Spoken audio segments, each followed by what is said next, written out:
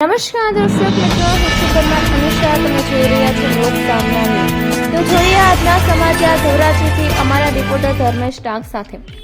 આજ ધોરાજી શહેર ભાજપ પરિવાર દ્વારા તાલુકા પંચાયત અને જિલ્લા પંચાયતની સામાન્ય ચૂંટણીને લઈ પ્રચાર અભિયાન તેજ બન્યું છે।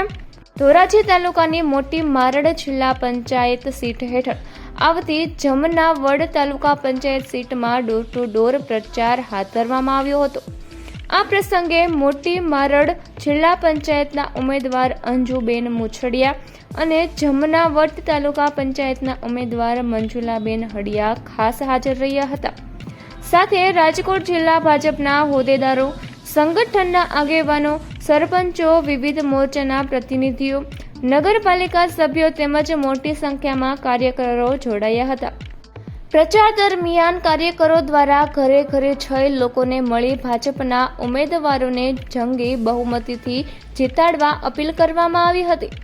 ચૂંટણીને લઈ રાજકીય માહોલ ગરમાયો છે અને દરેક પક્ષ દ્વારા જીત માટે જોરદાર પ્રયાસો હાથ ધરાય છે।